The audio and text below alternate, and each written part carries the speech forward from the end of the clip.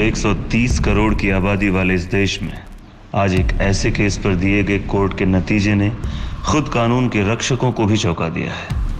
ये केस शायद इस साल का सबसे बड़ा और हैरतअंगेज केस होने वाला है।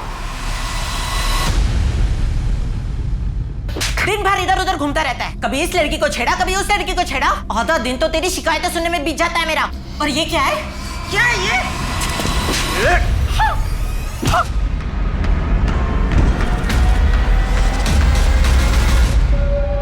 हाय हाय हाय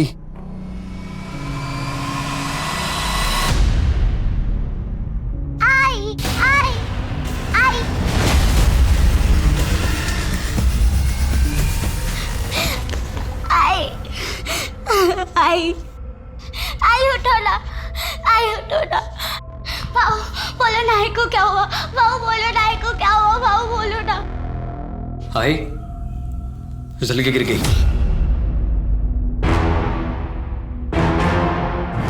हाय फिसल के गिर गई। क्या क्या बोलेगी? आई फिसल के गिर गई। आई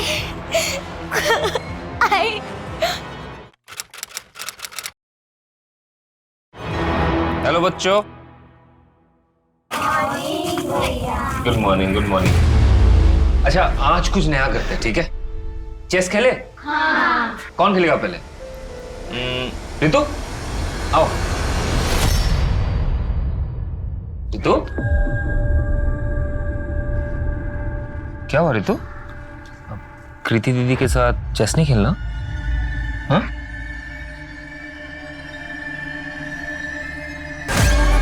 ये क्या हुआ? वो खाना बनाते टाइम। बचपन से बच्चों को सिखाया जाता है कि अनजान लोगों से बात न करें। ये जताया जाता है कि उन्हें अनजान लोगों से खतरा है।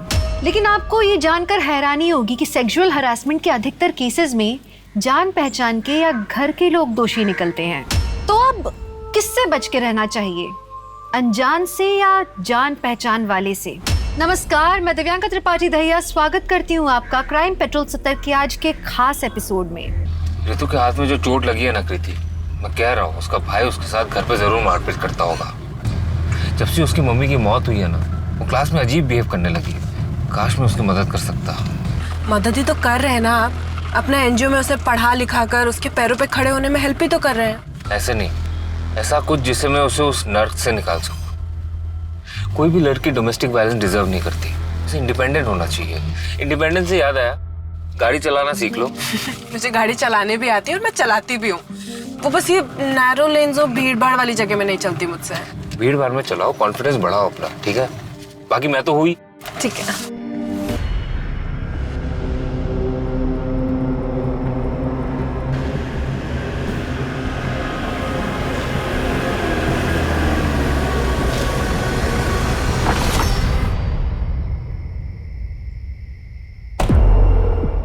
चलो बाय भैया। बाय।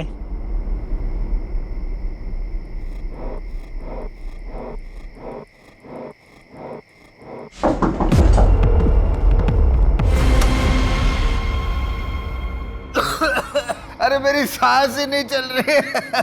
क्या घर में धुआं कर रखा है पूरा? ये धूप के धुएं से मेरी जान लेगी क्या? आप रोज रोज दारू पी के घर में आते हो, पूरे घर में गंद फैलाते हो, इसीलिए ये धूप जलाना पड़ता है मुझे। बेटा सुनना, जरा दही लेके आना बाजू की दुकान से। मम्मी मैं बहुत ज्यादा थक गई हूँ, अभी सोने जा रही हूँ। Good night. अरे सुनो तो, यहाँ पे किसी को मेरी कुछ पड़ी नहीं है, सब अपनी अपनी दुनिया में मस्त है। हे भगवान, ये अनुज जैसा एक अच्छा सा बेटा दे देता मुझे। जिंदगी का सबसे बड़ा झूठ है आई एम फाइन। हर कोई अपनी जिंदगी में मुसीबतों से जूझ रहा है। प्रॉब्लम बड़ी हो या छोटी, बात करना बहुत जरूरी है। हमारा मन है गुब्बारा और टेंशन है हवा। अगर हवा ज्यादा भर जाए तो गुब्बारा फट जाता है। वैसे ही अगर टेंशन ज्यादा बढ़ जाए तो सोचने की क्षमता खत्म हो जाती है और हमारा मन फट जाता है। दोस्तों, अगर कभी भी आप अपने आप को अकेला महसूस करते हैं तो मैं आपका दोस्त अनुज आपके साथ हूं। मुझे कांटेक्ट करने के लिए मेरे सोशल मीडिया हैंडल पे कांटेक्ट करें। लिंक और डिटेल्स नीचे हैं। आप मुझे ईमेल भी कर सकते हैं, उसका भी डिटेल्स नीचे। आज के लिए मैं आपका दोस्त अनुज आपसे विदा लेता हूँ। Take care. ठीक है ना? हाँ बढ़िया। यार भूख लगी है, कुछ खा के आए? अच्छा लता, मैं चलता हूँ।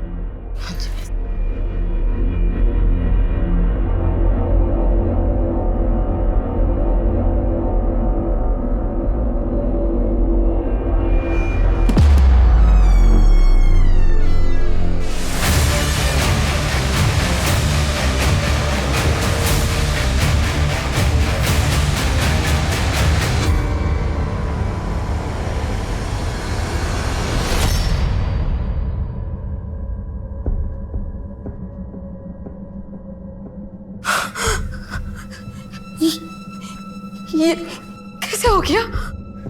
पता नहीं आई।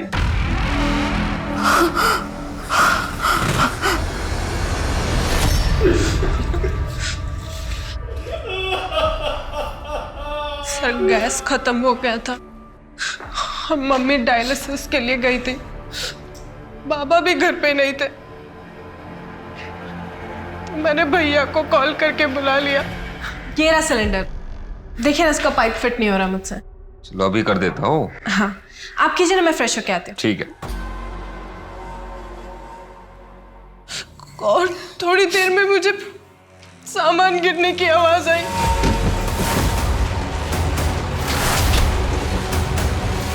भैया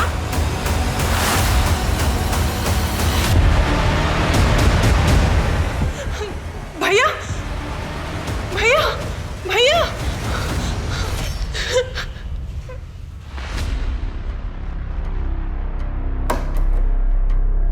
दरवाजा कब से खराब है? सर आज सुबह से ही खराब है। मैंने कारपेंटर को कॉल किया, वो शाम तक आएगा।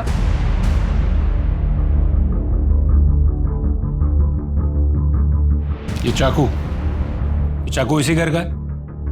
नहीं सर। आप हॉस्पिटल अकेली गई थी? नहीं, जेठ जी मेरे साथ आए थे। आपको किसी पर कोई शक? नहीं। कौन कर सकता है ये? पता नहीं। क्या हो रहा है यहाँ पे? हाँ? जाने दो। क्या हो रहा है यहाँ पे? एक मिनट रुकिए, आप कौन? सर ये मेरे बाबा हैं। और ये कौन है? अनुज। हाँ? भाई साहब? भाई साहब? कहाँ से आ रहे आप? हाँ, वो क्या बोलते हैं, वो बाजार से आ रहा हूँ मैं। भाई साहब? शिंदे, यहाँ आजू बाजू के लोगों से पूछताछ करो, शायद किसी ने किसी को अंदर आते हुए देखा हो। और सोसाइटी के वॉचमैन से भी पूछताछ करो, शायद उसने भी कुछ देखा हो। Right sir.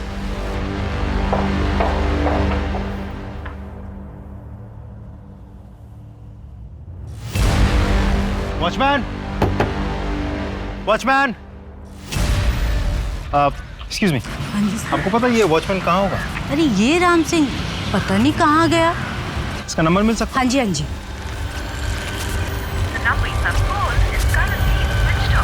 ये वॉचमैन का फोन ट्रैकिंग पे डालो और ऑन होते ही मुझे इन्फॉर्म करो, और उसकी बैंक डिटेल्स भी निकलवाओ, और उस पर नजर रखो कि वो कोई पैसे विड्रॉ करता है या नहीं। सर। और ये फिंगरप्रिंट्स लेने के लिए फॉरेंसिक डिपार्टमेंट कब आ रहा है?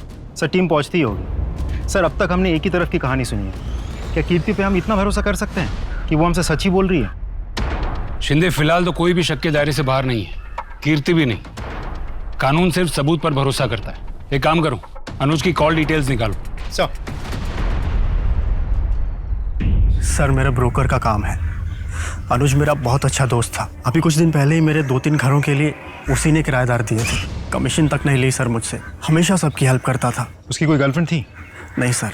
कीर्ति और अनुज के बीच रिश्ता कैसा था? नॉर्मल था सर, एक नॉर्मल भाई बहन के बीच में जैसा बॉन्ड होता है वैसा ही था। सर बड़ी अच्छी लड़की है कीर्ति, कॉलेज से आकर मैथ्स पढ़ाती है मेरी बेटी को। बहुत अच्छे नंबर आए हैं इस बार एग्जाम में सर। लेकिन कीर्ति के पिता ओम है ना, वो एक नंबर का शराबी और बेवड़ा है। लेकिन अनुज, वो तो हीरा था, हीरा। वो एक एनजीओ चलाता था, कन्या विकास संस्था।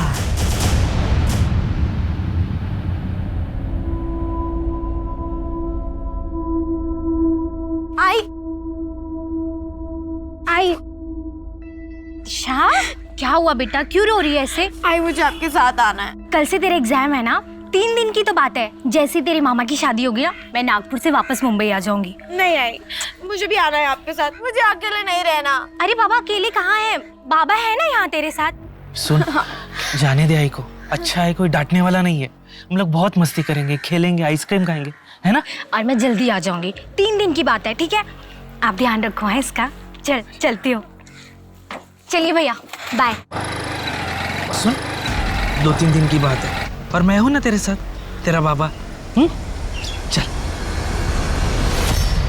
सर, फॉरेंसिक रिपोर्ट में मेन डोर पे जो फिंगरप्रिंट्स मिले हैं, घर वालों में से किसी की भी नहीं होगी। इसका मतलब कीर्ति सच कह रही थी। भैया जब किचन में थे तो मैं नहाने के लिए चली गई और थोड़ी देर में मुझे सामान गिरने की आवाज आई। घर में जरूर कोई गुस्सा था। और सर, पोस्टमार्टम रिपोर्ट के हिसाब से चाकू से अनुज पर 12 वार किए गए हैं। 12 वार? सर, इसका मतलब साफ है शिंदे, खूनी जो कोई भी है वो अनुज से बहुत गुस्सा था। एक और बात सर, ये वॉचमैन राम सिंह की बैंक अकाउंट डिटेल्स चेक की है मैंने। कुछ ही घंटों पहले उसने 75,000 रुपए कैश विड्रॉ किए हैं एटीएम से। 75,000 कैश? सर, इतने रुपयों की उसे क्या जरूरत आ पड़ी? सोसाइटी में बात करो और इसके बारे में पता करो। सर,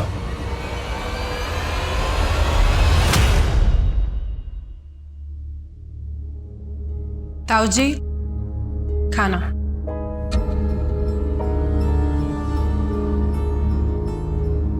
ताऊ जी, आप हमारे साथ क्यों नहीं शिफ्ट हो जाते? कब तक ऐसे अकेले रहेंगे? मैं यहाँ ठीक हूँ बेटा। अच्छा खाना खा लीजिए ना, ठंडा हो जाएगा। खा लूंगा।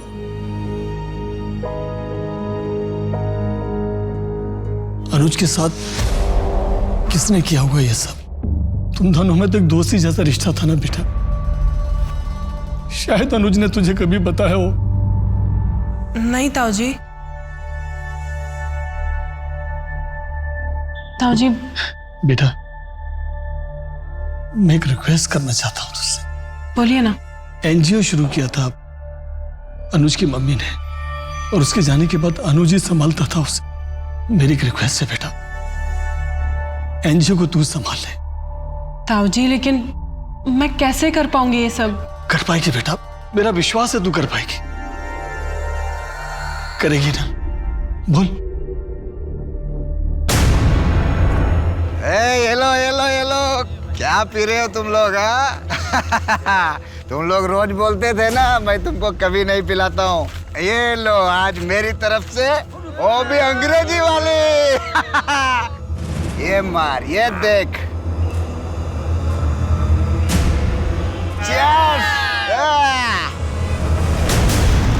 इन बच्चों को बचाने के चक्कर में कभी किसी के साथ कोई झगड़ा या फिर अनुज का कोई दुश्मन? नहीं सर, अनुज सर का ऐसा कोई दुश्मन नहीं था। कहीं ऐसा तो नहीं कि हाल फिलहाल में कोई फोन कॉल, कोई धमकी या इससे पहले कुछ हुआ हो ऐसा कुछ?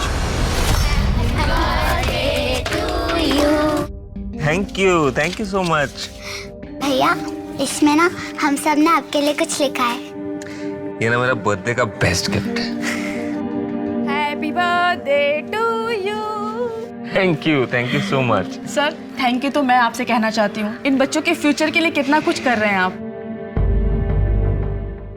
सर, अनुज सर का कौन दुश्मन हो सकता है? उन्होंने तो सबके लिए अच्छा ही किया है, कभी किसी के लिए बुरा नहीं किया। सर, ऐसे तो उनका कभी किसी के साथ झगड़ा नहीं हुआ, पर कुछ दिन पहले। क्या? कुछ दिन पहले क्या? सर, अनुज सर के सोशल मीडिया पर बहुत सारे फॉलोअर्स हैं। वो मोटिवेशनल वीडियोस बनाते हैं ना, तो अक्सर लोग ऑफिस में उनसे मिलने आया करते। उस दिन भी। आपकी वीडियोस ने तो मेरी जिंदगी ही बदल दी है।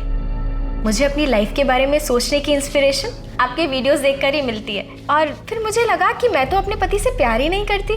क्या है ना, अरेंज मैरिज में प्यार होने के लिए थोड़ा सा वक्त लगता है। नहीं, ऐसा नहीं है। मैं तो उनसे डिवोर्स ले रही हूँ। अगर आप 100% श्योर है इस चीज़ को लेकर, मतलब डिवोर्स को लेकर, तो फिर आपको वही करना चाहिए जो आपको ठीक लगे। ये आपकी ज़िंदगी है। ये आपके लिए। अपने दर्शकों से मैं यूजुअली गिफ्ट एक्सेप्ट नहीं करता हूँ। I am sorry. मैं सिर्फ आपकी दर्शक थोड़ी ना हूँ। हमारे बीच तो एक अलग सा कनेक्शन है, दोस्ती का, या फिर उससे भी कहीं ज्यादा। ठीक है, मैं ये अपने एनजीओ के बच्चों में बांट दूंगा। Thank you. फिर मैं आपको नेक्स्ट टाइम कुछ ऐसा गिफ्ट दूंगी कि आप किसी और के साथ शेयर नहीं कर पाएंगे। 2 दिन के लिए मेरे पति बाहर जा रहे हैं, हम डिनर पर चले? देखिए, ये सही नहीं हो रहा। आप शादीशुदा है, ये सब आपको शोभा नहीं देता। पर मैं सर आपको वो मीटिंग के लिए जाना था ना? हाँ हाँ। बाय। उस दिन के बाद भी उस लड़की ने सर को बार बार कॉल करके परेशान कर दिया। अनुज सर के लगातार मना करने के बाद भी उस लड़की ने सर के साथ कॉल पर गाली गलौज तक की।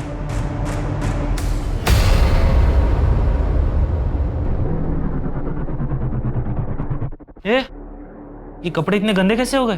वो गाड़ी गई थी पास से, पूरा कीचड़ उछालते हुए चली गई। बदल ले कपड़े। हाँ। कहाँ जा रही है? कपड़े बदलने, कमरे में। अरे तो मेरे सामने बदलना कपड़े? मुझसे कैसी शर्म? रुक, मैं कपड़े देता हूँ मैं तुझे।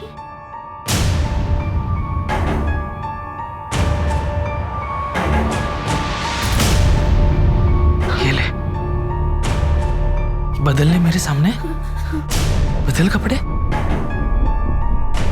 मैं बदलता हूँ।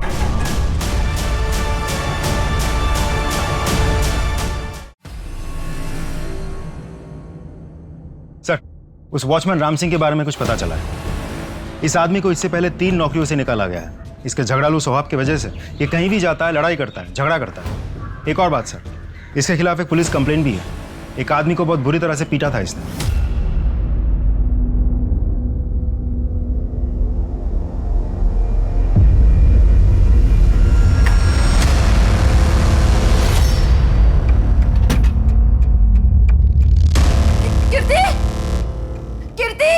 कीर्ति जल्दी आ। कीर्ति, ये देख, ये देख, ये देख, ये देखना, सब खाली है।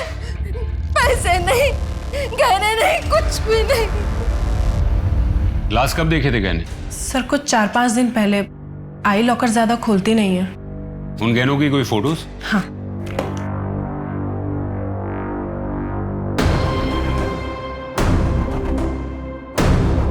सर ठीक है, आप लोग जा सकते हैं। हम इसके बारे में पता करते हैं। जी। सर, गहनों का गायब होना और अनुज के मर्डर के बीच कोई कनेक्शन तो नहीं है? हो सकता है शिंदे। एक काम करो, ये फोटोज आसपास की दुकानों में सर्कुलेट करो और उनसे कहो कि ये गहने अगर कोई बेचने आया है या आता है तो हमें तुरंत इन्फॉर्म करें। Right sir. मैं आपको बता नहीं सकता हूँ मुझे कितनी खुशी हो रही है आपको एनजीओ ज्वाइन करते हुए देखकर। मनु, एक बात बताओगे? ये डोमेस्टिक वायलेंस और अब्यूज से रेस्क्यू किए गए बच्चों को कहाँ लेकर जाया जाता है? उन्हें तो हम लड़कियों के शेल्टर होम्स में ही रखते हैं और वो हमारे एनजीओ के ही अंडर आते हैं।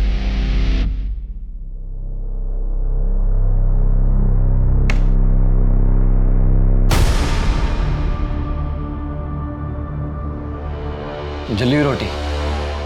पिछली बार जो तुझे दर्द दिया था भूल गई क्या? जो आज फिर से मुझे जली हुई रोटी खिला रही है? देख, गेट पे कौन है? हाय रितु, क्या है आपका? मेरा नाम अनुज है, कन्या विकास संस्था से आऊं। हमें सरकार ने अपॉइंट किया रितु को ले जाने के लिए। क्यों? क्यों ले आना? क्योंकि तुम रितु के साथ बुरा बर्ताव करते हो। बहन है मेरी वो, और देखता हूँ कौन और कैसे लेके जाता है। लड़ाई करोगे हमसे? करो, सब रिकॉर्ड हो रहा है। सिविल केस तो लग ही गया है तुम्हारे ऊपर, अब क्रिमिनल केस भी लगेगा। लंबा अंदर जाओगे। रितु, बेटा इधर आओ। रितु, कहीं नहीं जाओगे तुम।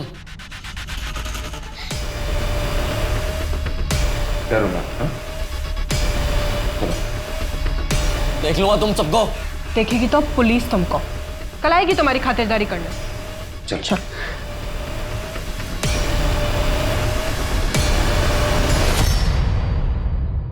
और ये शेल्टर होम्स कहाँ पर है? एक तो कोथरूड में है, दूसरा दापोली में।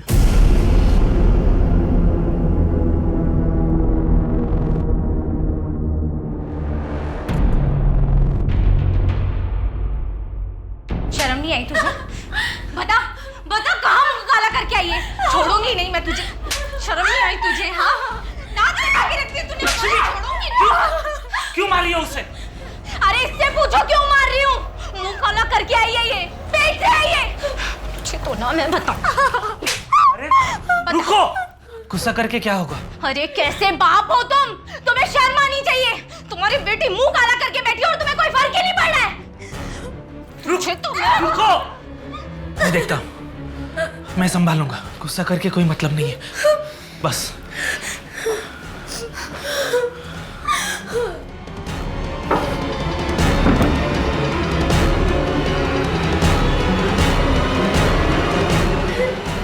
बेटा,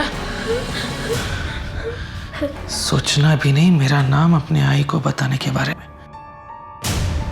वरना तेरे साथ साथ तेरे आई को भी मार दूंगा मैं, समझी तू? इसका कितना मिल जाएगा? असली तो है ना? खुद ही देख लो। ठीक है, मैं चेक करके बताता हूँ। देखो देखो।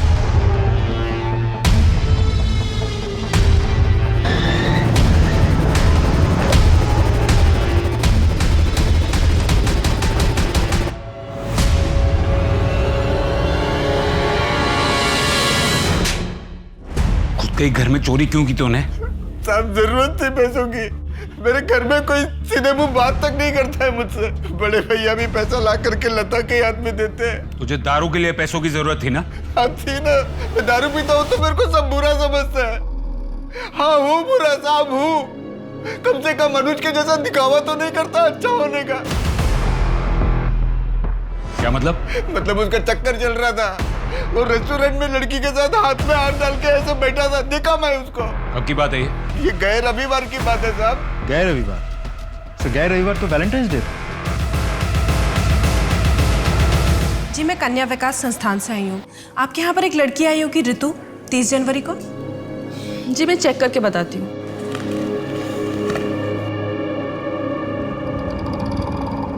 नहीं, ऋतु नाम की तो कोई लड़की नहीं आई है। शायद कोट हुड वाले शेल्टर होम ले गए हों।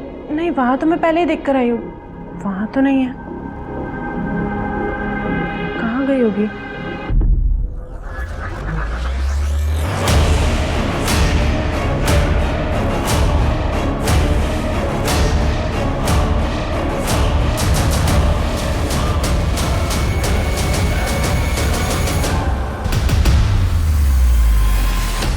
फरवरी का सीसीटीवी फुटेज दिखाओ। जी सर।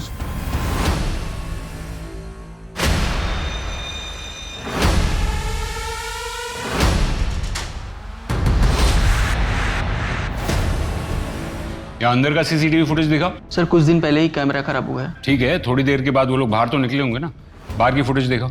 Yes sir.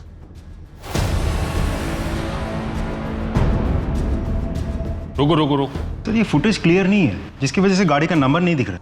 एक काम करो, इस फुटेज की क्वालिटी ठीक करने के लिए आईटी टीम को भेजो। इस लड़की का पता लगना बहुत जरूरी है। सब आगे चलो।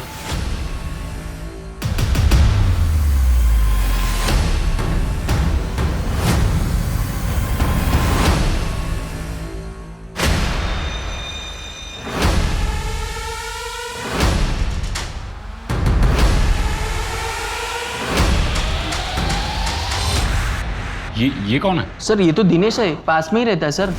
देखो, प्यार से पूछ रहे हैं तो बता दो, क्या हुआ था तुम्हारे और अनुज के बीच? क्या हुआ? कुछ नहीं हुआ तृप्ति, वो इंस्पेक्टर साहब को कुछ गलतफहमी हो गई थी। तृप्ति? हाँ। क्या तुम वही तृप्ति हो जो अनुज के ऑफिस उससे मिलने आई थी? तुम उससे मिलने गई थी? हाँ तो क्या, वैसे भी मैं तुमसे डिवोर्स ले रही हूँ। सर इसीलिए गया था मैं उस अनुज के पास। सर उसने मेरी शादीशुदा जिंदगी को तबाह कर रखा है और उसी की वजह से ये मुझसे तलाक तक ले रही है। और इसीलिए तुम झगड़ने वहां पहुंचे थे? सर मैं परेशान हो चुकी हूँ इस आदमी से। अनुज ने पुलिस कंप्लेंट की है ना इसकी। अच्छा किया, ले जाइए इसे, डाल दीजिए जेल में। जेल में कोई ना कोई जाएगा, ये बात तो पक्की है, क्योंकि अनुज का मर्डर हो चुका है।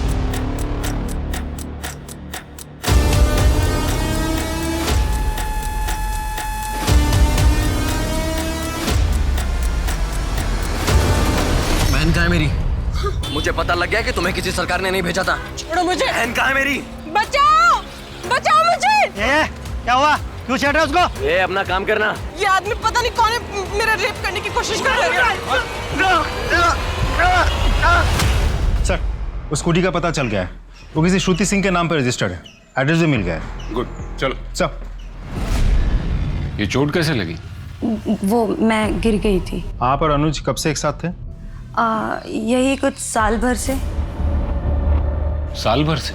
कमाल है। अनुज ने कभी आपके बारे में उसके दोस्तों से या फैमिली मेंबर से बात नहीं की? एक्चुअली अनुज ये चाहता था कि पहले उसके पापा राजी हो जाएं, फिर वो सबको बताएगा। आप दोनों मिले कैसे थे? हम कॉलेज में मुंबई में एक साथ थे, उसके बाद मैं पुणे आई जॉब के लिए और फिर हमने वहाँ मिलना स्टार्ट किया। आओ आओ आओ, ये देखो, ये रहा तुम्हारा नया घर। कैसा लगा? घर तो बहुत अच्छा है। थैंक यू सो मच यार। थैंक यू बोलने की कोई जरूरत नहीं है। एक्चुअली क्या है ना, मेरा दोस्त ब्रोकर है। अच्छा, तुम्हारी कोई गर्लफ्रेंड है? एक्चुअली मैं शादीशुदा हूँ, मेरा एक बेटा भी है। ओके।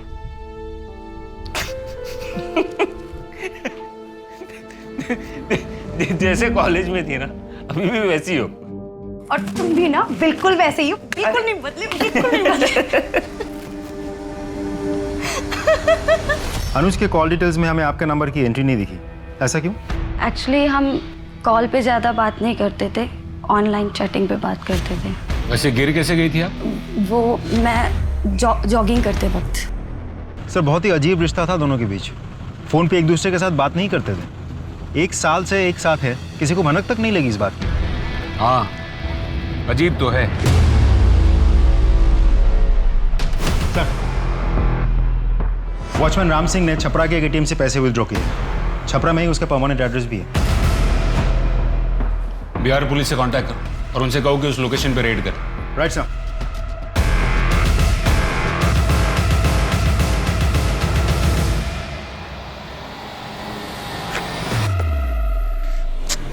चाबी लाना तो भूल ही गई है।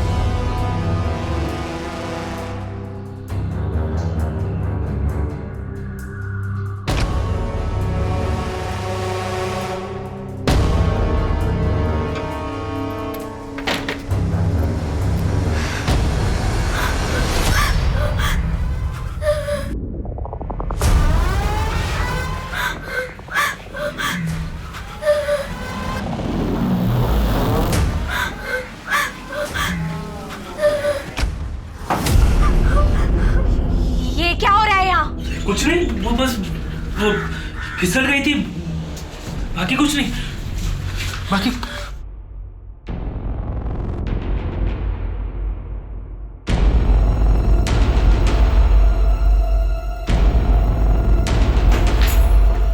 ये क्या कर रहे थे तुम? मैं अरे कुछ नहीं लक्ष्मी, बस झूठ मत बोलो। क्या कर रहे थे तुम? कुछ नहीं लक्ष्मी। छोड़ूंगी नहीं तुम्हें मैं। लक्ष्मी मैं छोड़ूंगी नहीं।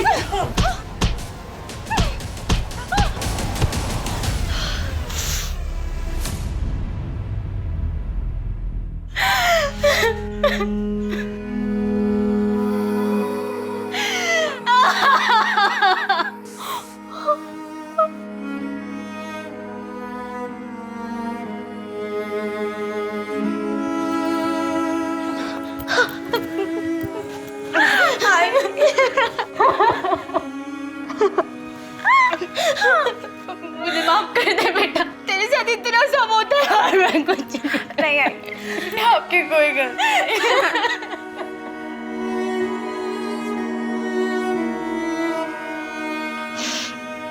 चल।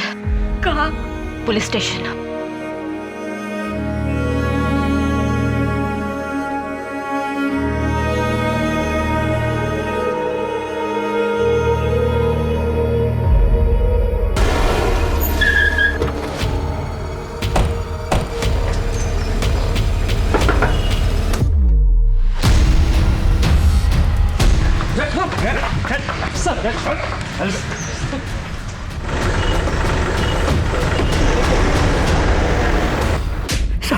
सच बोल, सच बोल। साहब, हमने अनुज बाबा को नहीं मारा था, वो अच्छे आदमी थे, उनको मारकर भला हमको काम मिलेगा साहब।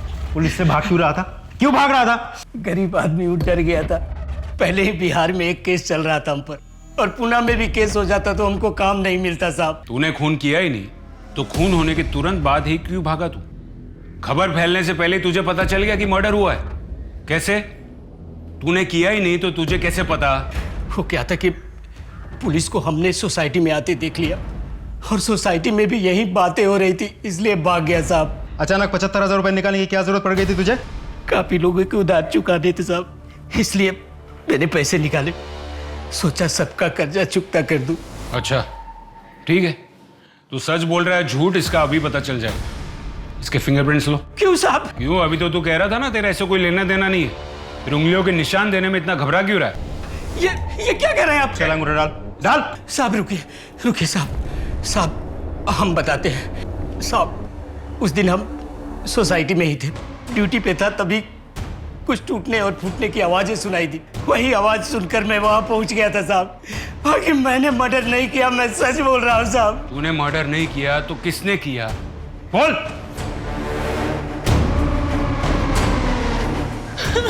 क्या हुआ मैडम?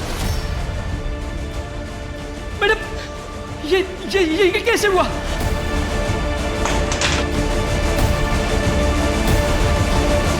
कोई मेरे घर में घुस गया, भैया को मार दिया। तुमने देखा क्या किसी को बाहर जाते हुए? नहीं मैडम, मैंने किसी को नहीं देखा। तुम झूठ मत बोलो, तुमने देखा होगा, तुम बाहर ही बैठे थे। मैडम मैं बिल्कुल सच बोल रहा हूँ, मैंने किसी को नहीं दिखाते हुए। इसलिए साहब हमने एटीएम से 75,000 रुपये निकाले और अपने गांव भाग गए, क्योंकि पहले से ही हमारा नाम पुलिस रिकॉर्ड्स में था और फिर से किसी केस में हमारा नाम ना आ जाए, इसलिए मैं यहाँ से भाग गया। सर मैंने नहीं मारा है अनुज भैया को, मैं तो बस चाकू बाहर निकाल रही थी। तो फिर तो चाकू पर तुम्हारे फिंगरप्रिंट्स होने चाहिए थे, वो क्यों नहीं मिले? और जब तुम्हारी माँ घर पर आई उसने तुम्हारे हाथ में चाकू नहीं देखा था। डर के मारे तुमने कपड़े से साफ करके फिंगरप्रिंट्स मिटा दिए। क्यों? जब मारा ही नहीं तो सबूत क्यों मिटाए? सर आप ऐसे ही हवा में इल्जाम लगा रहे हैं, कोई सबूत है आपके पास? एक नई बात सामने आई। सर ये आदमी एनजीओ में घुसा है और वहां पर हंगामा कर रहा था। तो क्यों ना करो हंगामा? तुम्हारा अनुज मेरी बहन को लेके गया था, कहाँ है वो?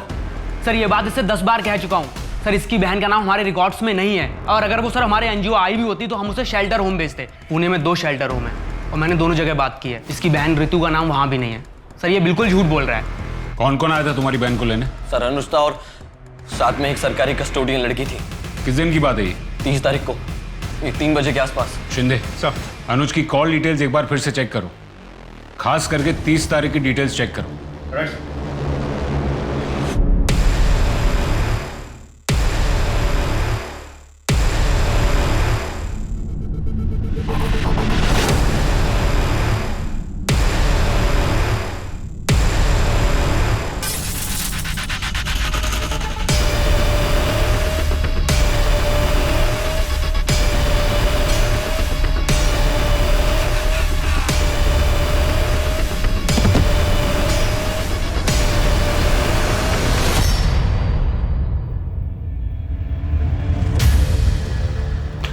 अनुज की कॉल डिटेल से हमें पता चलता है कि 30 तारीख को दोपहर 3:30 बजे के आसपास तुम्हारी उसके साथ बात हुई थी।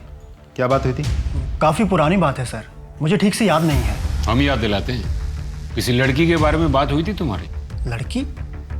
हाँ सर, याद आया। मेरे पास काफ़ी खाली घरों की चाबियाँ पड़ी रहती हैं। उस दिन अनुज ने भी मुझसे एक घर की चाबी ली थी। हाँ हेलो पंकज, ये अंबिका नगर वाले घर की चाबी मिलेगी क्या? क्यों, पार्टी करनी है क्या तुझे वहाँ पे? अरे नहीं यार, कोई पार्टी वार्टी नहीं करना है, बस तू चाबी दे दे मुझे। अच्छा बच्चू, लड़की का चक्कर है। चल वही सही, दे दे चाबी अब। लेकिन 1 घंटे में चाबी वापस कर दी थी सर उसने मुझे। 1 घंटा काफी होता है उस चाबी की कॉपी बनाने के लिए। कहाँ है वो घर?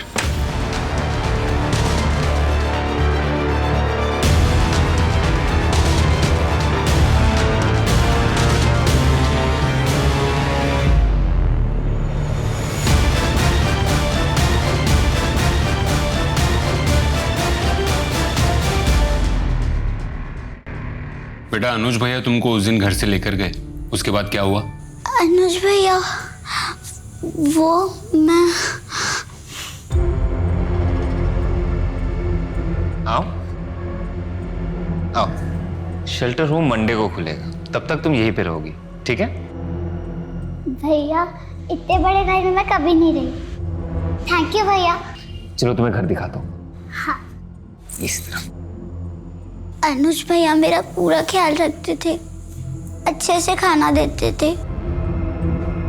अच्छा है, किसी भी चीज की जरूरत पड़े तो मुझे बताना, ठीक है? फिर उसके बाद क्या हुआ?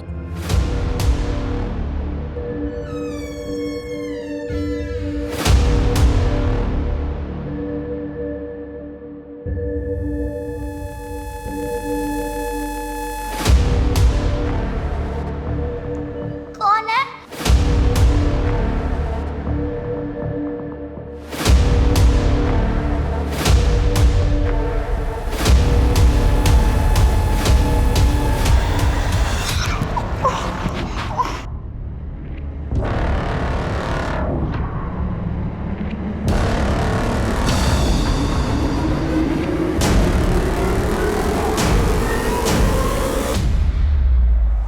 घबराओ मत, मैं ही तो हूं। मैंने तुम्हारे लिए इतना कुछ किया है, तुम मेरे लिए इतना तो कर ही सकती हो ना?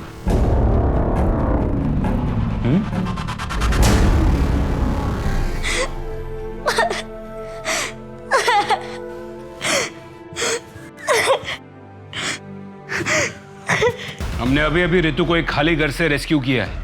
तुम तो जानती हो ना रितु को। रितु ने हमें बताया कि अनुज ने उसे फिजिकली मोलेस्ट किया था। तुम्हें कुछ कहना है इसके बारे में? क्या तुम इन सब में डायरेक्टली या इनडायरेक्टली इन्वॉल्व थी? तुम भी तो थी ना रितु को उसके भाई के घर से बाहर निकालने में। बताओ कीर्ति, तुमने अनुज का खून क्यों किया? सर आप अभी भी हवा में इल्जाम लगा रहे हैं। आपको पहले भी बोल चुके हैं, मैंने अनुज भैया को नहीं मारा है।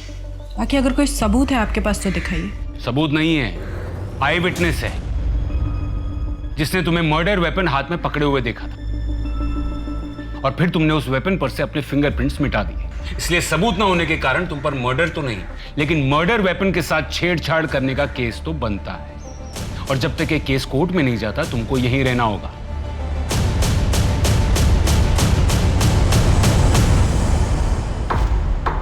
पुलिस ने एक लड़की को बचाया है जिसे अनुज चांदेकर ने बंदी बनाकर रखा था। हो सकता है इसका इस केस से कोई वास्ता ना हो और ना ही मर्डर वेपन पर आपके फिंगरप्रिंट्स मिले हैं। लेकिन मिस कीर्ति चांदेकर, मर्डर वेपन हाथ में पकड़े हुए डेड बॉडी के पास आपको देखा है एक आई विटनेस ने। इस सफाई में आप कुछ कहना चाहेंगी? Not guilty. लेकिन उस दिन के बारे में मैं कुछ और बताना चाहती हूँ। बताइए उस दिन क्या हुआ था?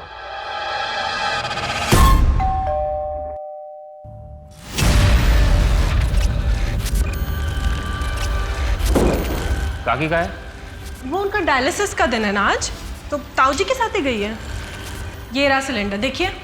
पता नहीं इसका पाइप फिट ही नहीं हो रहा है। मुझसे बहुत ट्राई किया मैंने, तो आपको फोन। भैया भैया ये क्या कर रहे हैं आप? ये भैया नहीं, छोड़ो मुझे, छोड़ो मुझे, छोड़ो मुझे।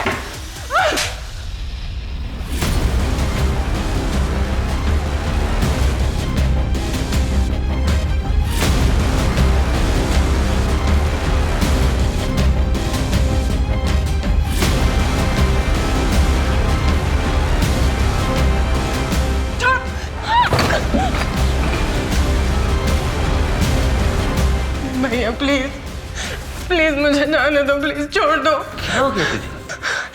हाँ? क्यों भाग रहे हैं मुझसे? हाँ?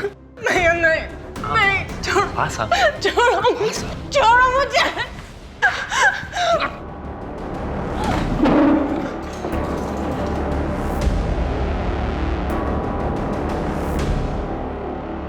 क्या हो गया तुझे? भाग क्यों रही है मुझसे?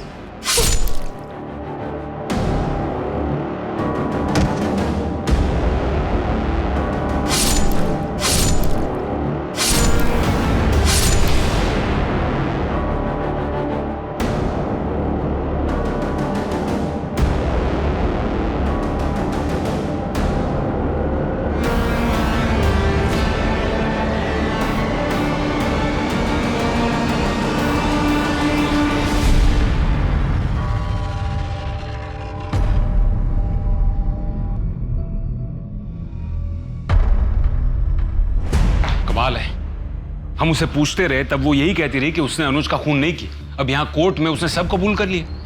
पता नहीं कीर्ति ऐसा क्यों बोल रही है। मेरा बेटा अनुज कभी भी ऐसा नहीं कर सकता। सिर्फ कीर्ति नहीं, अनुज भी कितना शरीफ है इस बात को साबित करने के लिए एक और सबूत है हमारे पास। मतलब? एक लड़की की ऐसी हालत है कि वो हॉस्पिटल में है, तो दूसरी बदनामी के डर से इतनी सहम गई है कि अब भी अनुज के मरने के बाद भी वो लोगों से यही कहती है कि वो अनुज की गर्लफ्रेंड थी, जबकि हकीकत ये है कि वो भी कीर्ति की ही तरह अनुज की दरिंदगी का शिकार थी। नहीं नहीं, ये क्या बात करें इंस्पेक्टर साहब आप। अनुज बहुत अच्छा लड़का था, कीर्ति का इतना ख्याल करता था। कीर्ति का क्या, हम सबका ख्याल रखता था। अनुज तो अनजाने लोगों की भी मदद किया करता था। कीर्ति झूठ बोल रही है। कमाल है, आप कीर्ति की माँ है, वो कह रही है कि उसके ऊपर रेप अटेम्प्ट हुआ है और आपको उसकी बात पर यकीन नहीं। क्यों? क्योंकि हमें कीर्ति से ज्यादा अनुज पे विश्वास था। कीर्ति की झूठ बोलने की आदत से हम परेशान हो चुके थे। कॉलेज जाने वाली छोटी छोटी बातों को लेके भी वो झूठ बोला करती थी हमसे। देखिए, बच्चे तो ऐसी बातों में अक्सर झूठ बोल ही देते हैं, इसका मतलब ये नहीं कि वो अब भी झूठ बोल रही हो। लेकिन ये एक बार नहीं, कई बार हो चुका है इंस्पेक्टर साहब। एक बार हमारे घर में एक मजदूर आया था, उससे लोगों से उसने ये कहकर पिटवाया कि वो उसे घूर रहा है। आप ही बताइए, कीर्ति की बातों पे विश्वास कैसे करें? लगभग 1 महीने से ज्यादा ये केस कोर्ट में अटका रहा। जब बात रेप की होती है, मॉलेस्टेशन की होती है, तो समाज की सोच ही उलट जाती है। जहां किसी और केस में गुनहगार से सवाल किए जाते हैं, वहीं जब बात हो रेप की तो उस पीड़ित औरत से सवाल किए जाने लगते हैं। उल्टा उस लड़की पर ही दोष लगने लगते हैं कि उसने कुछ किया होगा, उसने उकसाया होगा, गलत कपड़े पहने होंगे, गलत टाइम पर घर से निकली होगी, वगैरह वगैरह। इसी के चलते भारतीय न्याय प्रणाली में औरतों के खिलाफ हो रहे रेप्स, बढ़ते हुए अपराधों को लेकर ठोस कानून बनाए गए हैं। लेकिन कई बार लोग इन्हीं कानूनों का गलत इस्तेमाल करते हैं, जिससे सही और गलत में अंतर करना मुश्किल हो जाता है। लेकिन यहाँ सवाल ये उठता है कि क्या कीर्ति वैसी थी जो झूठ का सहारा लेकर अनुज को बदनाम कर रही थी? आप ये कह रहे हैं कि अनूप चांदेकर काफी सालों से आप पर रेप करते आए हैं? जी सर। सर, मैं 13 साल की थी, तब से वो ये सब करते आए मेरे साथ। मेरा 13th बर्थडे था, तब उन्होंने सबसे पहले। भैया, हम कहाँ जा रहे हैं? भैया भैया रुको ना, कहाँ जा रहे हैं हम? बोलो ना।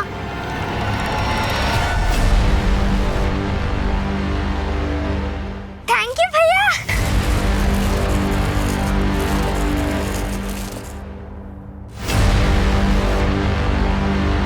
बहुत सुंदर है। पहन के दिखा। घर पहुंच के। नहीं, अभी यही। नहीं छोड़ो भैया, दुख है। जैसा मैंने कहा, अगर वैसा नहीं किया तो इससे ज्यादा दर्द होगा।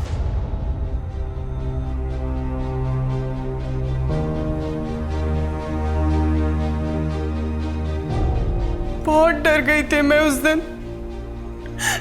अगले 4 साल तक वो बार बार मेरा रेप करते रहे।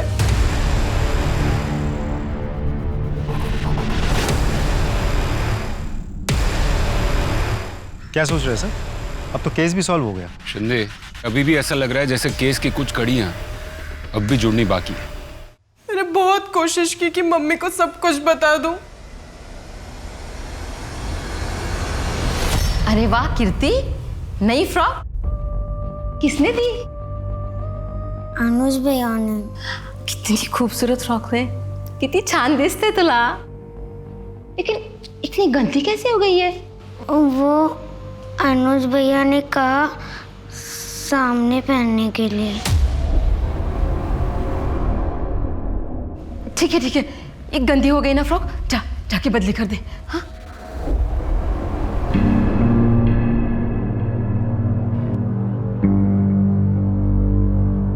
अनुज भैया के पास मेरे फोटोज थे।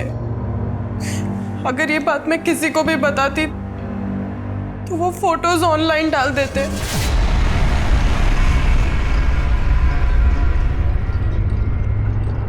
पुलिस के पास कोई सबूत है जिससे ये प्रूव हो सके कि ये एक्ट ऑफ सेल्फ डिफेंस नहीं, प्लान्ड मर्डर था? नहीं मिलोड। अभी कुछ ही समय पहले सेल्फ डिफेंस का ऐसा ही एक केस मुंबई में सामने आया था, जिसमें एक औरत ने अपने ही पति को मार दिया था जब उसने उसे खुद के बेटी के साथ रेप करते हुए पकड़ लिया था। लेकिन सेक्शन 100 के तहत वो औरत बेगुनाह साबित हुई थी। यहाँ की सारी दलीलें सुनने के बाद एक्ट ऑफ सेल्फ डिफेंस के चलते सेक्शन 100 के तहत कोर्ट कीर्ति चांदेकर को बाइज्जत बरी करती है।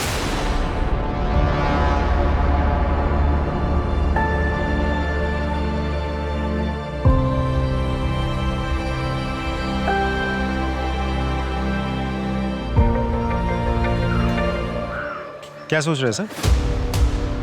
अब तो केस भी सॉल्व हो गया। शिंदे, केस खत्म होने में और केस सॉल्व होने में फर्क है। केस खत्म हो गया और कोर्ट ने फैसला भी सुना दिया है, मगर अभी भी ऐसा लग रहा है जैसे केस की कुछ कड़ियां अब भी जुड़नी बाकी है। कीर्ति ने अनुज को घर बुलाया जब ये हादसा हुआ। जब घर में कोई नहीं था उस वक्त गैस खत्म हो गई और वो चाकू भी वहीं टेबल पर पड़ा था। एक ऐसा चाकू जिसके बारे में घर वालों में से किसी को भी नहीं पता। अगर घर वालों में से किसी ने वो चाकू नहीं खरीदा था, इसका मतलब कीर्ति ने वो चाकू खरीदा होगा। आसपास की दुकानों में पता करो।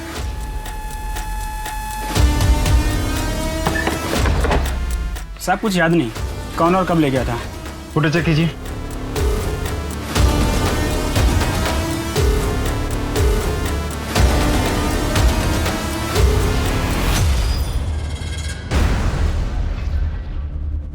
कोर्ट ने तुम्हें सेल्फ डिफेंस के केस में बरी कर दिया, लेकिन तुमने चाकू मर्डर से 2 दिन पहले ही खरीद लिया।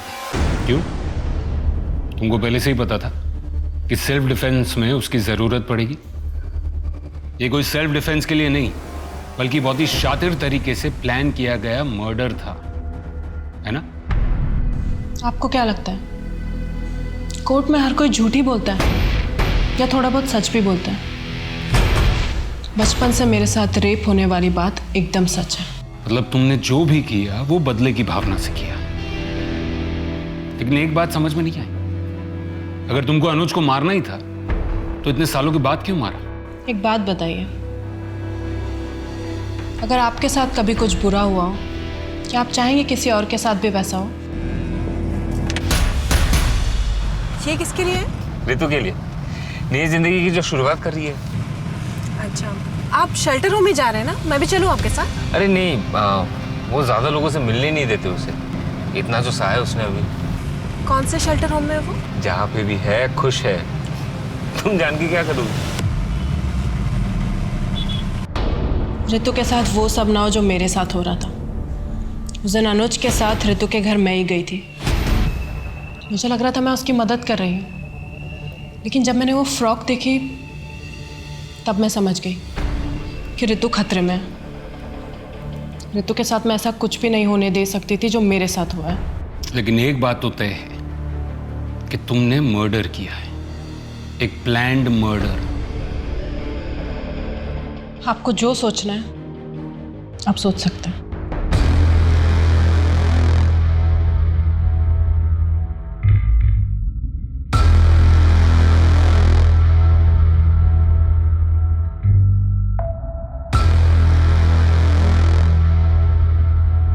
कानून जज्बातों पे नहीं चलता, लेकिन पुलिस वाले इंसान ही तो हैं। सही और गलत में वो फर्क साफ देख सकते हैं। कीर्ति ने खून किया, लेकिन उसके पीछे उसका इंटेंशन किसी की जान बचाने का था, सेल्फ डिफेंस नहीं, लेकिन डिफेंस तो था। अनुज जैसे दरिंदे अपने नापाक इरादे को पूरा करने के लिए हमेशा मौके की तलाश में रहते हैं, लेकिन हमें उनसे सतर्क रहना चाहिए। कानून के दायरे में रहते हुए हमें सही कदम उठाना चाहिए। अपने हो या पराये, आप सबसे सुरक्षित रहिए, अपना ख्याल रखिए। इसी के साथ मैं दिव्यांका त्रिपाठी दहिया लेती हूँ आपसे विदा। फिर मिलूंगी अगले केस के साथ। आप देखते रहिए क्राइम पेट्रोल सतर्क। जय हिंद।